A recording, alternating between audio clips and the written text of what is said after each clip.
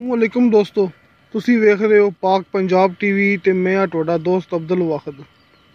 ਸਭ ਤੋਂ ਪਹਿਲੇ ਜਿਨ੍ਹਾਂ ਦੋਸਤਾਂ ਨੇ ਆਪਣਾ ਚੈਨਲ ਸਬਸਕ੍ਰਾਈਬ ਨਹੀਂ ਕੀਤਾ ਉਹਨਾਂ ਅੱਗੇ ਰਿਕੁਐਸਟ ਹੈ ਕਿ ਆਪਣੇ ਚੈਨਲ ਨੂੰ ਕਰੋ ਸਬਸਕ੍ਰਾਈਬ ਤੇ ਨਾਲ ਹੀ ਬੈਲ ਆਈਕਨ ਨੂੰ ਕਰੋ ਓਕੇ, ਤਾਂ ਕਿ ਸਾਡੀ ਅਗਲੀ ਵੀਡੀਓ ਦਾ ਨੋਟੀਫਿਕੇਸ਼ਨ ਤੁਹਾਡੇ ਤੱਕ ਪਹੁੰਚੇ, ਤੁਸੀਂ ਉਹ ਵੀਡੀਓ ਵੇਖੋ ਸਭ ਤੋਂ ਪਹਿਲੇ। ਕਿਉਂਕਿ ਆਪਾਂ ਸਭ ਭਰਾਵਾਂ ਨੂੰ ਉਹ ਚੀਜ਼ ਦਿਖਾਣੇ ਆ ਜਿਹੜੀ ਕਿ ਓਰੀਜਨਲ ਹੁੰਦੀ ਹੈ, ਕਿਨ ਵਿੱਚ ਆਪਣੀ 100% ਗਾਰੰਟੀ ਹੁੰਦੀ ਹੈ। ਆਪਣੀ ਮੂਵੀ यूट्यूब ਤੇ ਝੂਠੀ नहीं ਹੁੰਦੀ, फेक नहीं ਹੁੰਦੀ, ਇਹ ਆਪਣੀ ਗਾਰੰਟੀ है।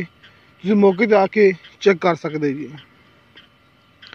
दोस्तों अज मैं कोई ज़मीन बराए सेल लैके नहीं आया।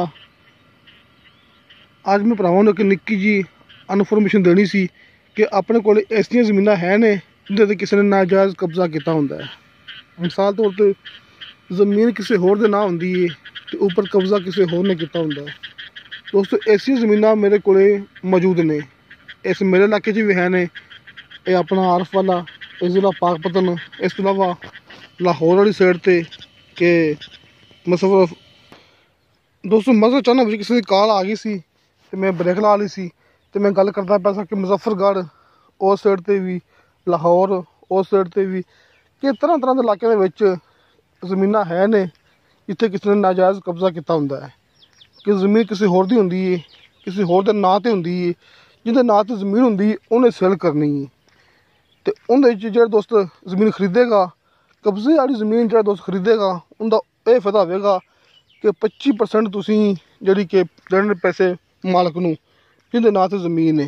मिसाल तौर पर एक ज़मीन है उनका लगता पाया कि मिसाल तौर पर वो ज़मीन हैगी 35 करोड़ की, वो जायदाद हैगी है 35 करोड़ की, जो भी चीज़ है वो हैगी है तकरीबन की 35 करोड़ की। तो तुसी मालक नूं जिहदे नां ते वो जायदाद है तुसी देना है सिर्फ उन्होंने 5 करोड़ रुपया, 30 करोड़ तुसी उन्होंने नहीं देना है। लेकिन तुसी कब्जा छुड़वाना खुद कि जिंदे नां ते ज़मीन है उन्हें कब्जा छुड़वान तो पहले तुहाडे कोलों पैसे ले लेने ने। कि कब्जा तुसी जिवें मर्जी छुड़वाओ, लड़ना पवे जिवें भी होवे, कानूनी कार्रवाई या किसी भी तरीके नाल।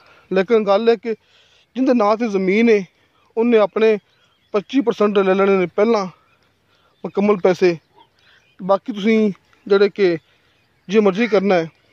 इस तो इलावा एक 2 एकड़ ज़मीन हैगी मेरे इलाके च, 2 एकड़ जिहड़ी कि बिल्कुल गारंटी है, शर्ती वाली है। वो ज़मीन की मूवी नहीं बनाई हैगी। दोस्तों जी जी तुहाडे नाल मैं गल कीती है ना रकबियां दियां, ज़मीनां दियां, ये है ना अपने कोले कब्जे वालियां, लेकिन मौके पर जाके मूवी नहीं बनाई हैगी। हुण क्यों नहीं बनाई उस गल तुहानूं बेहतर पता है कि इस तरह नहीं बन सकती मूवी। दोस्तों गल है कि बाकी ओरिजिनल काम है कि ज़मीन है ना अपने ऐसियां 2 एकड़ ज़मीन मेरे को पई हुई है इत्थे आरफ वाले च। उन्हें मैनूं ये गल कीती है कि 1 एकड़ ज़मीन दे मैं पैसे ले लेने ने, ते 1 एकड़ ज़मीन जिहड़ा दोस्त मैनूं पैसे देवेगा मेरे नां ते ज़मीन है, अपना कब्जा खुद छुड़ावेगा तो 1 एकड़ उन्होंने मिल जाएगी फ्री दे विच। तुसीं 2 एकड़ ज़मीन है ना, तुसीं 1 एकड़ के पैसे देने ने मालक नूं जिंदे नां ते ज़मीन है, बाकी दूसरा एकड़ तुसीं अपना खुद फ्री रख लेना है कि उनके पैसे तुसीं मालक नूं नहीं देने हैगे। ज़ाहिर है कि तुसीं कब्जा छुड़वाना है, अपनी मेहनत करनी है कि तुहानूं 1 एकड़ फ्री च मिल जाएगा, तो 1 एकड़ के पैसे जिहड़ा मालक है तुसीं उन्होंने दे देने ने। तो गल आपां करदे पे बिल्कुल सच्ची ते खरी पहले ही, ताकि बाद कोई मसला ना बने।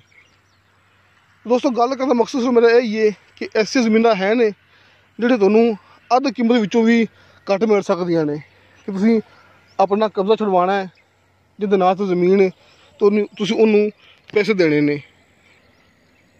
दोस्तों मैं वैसे अपने इलाके च कैमरा घुमा रहा, ये आस पास दी फसलां दिखा रहा, लेकिन जिहड़ी गल करने का मकसद सी वो यही सी कि ज़मीनां है ने अपने कोले, उंदे ते कब्जा किसी होर दा है ते ना किसी होर दियां ने, वो ना तो किसी होर दियां ने ते कब्जा किसी होर दा है, दोनों इंतहाई सस्तियां मिल सकदियां ने।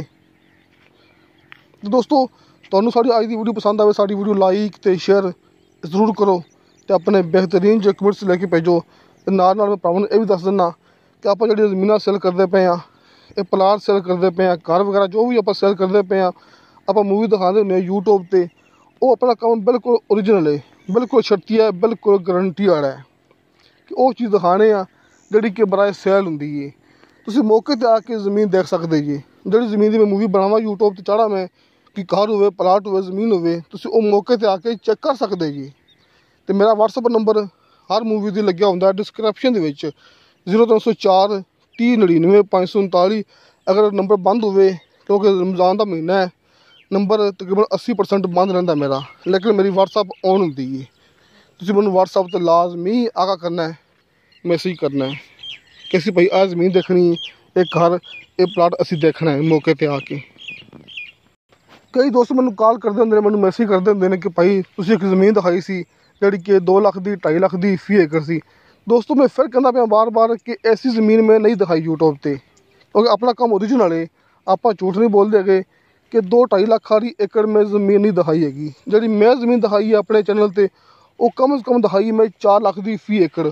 ਉਹ 4 ਲੱਖ ਦੀ 20 ਏਕੜ ਕਿਉਂ ਦਿਖਾਈ ਹੈ? ਕਿਉਂਕਿ ਉਹ ਰਕਬਾ ਹੁੰਦਾ ਦਰਿਆਈ, ਜਿੱਥੇ ਦਰਿਆ ਆ ਸਕਦਾ ਹੈ ਉੱਥੇ ਨਹਿਰੀ ਪਾਣੀ ਨਹੀਂ ਹੁੰਦਾ, ਇਸ ਵਾਸਤੇ। ਤੇ ਸਾਡਾ ਇਲਾਕਾ ਤੁਹਾਨੂੰ ਪਤਾ ਹੈ ਇੱਥੇ 25 ਲੱਖ ਦਾ 30 ਲੱਖ ਦਾ 20 ਏਕੜ ਸੇਲ ਹੋ ਰਿਹਾ ਹੈ।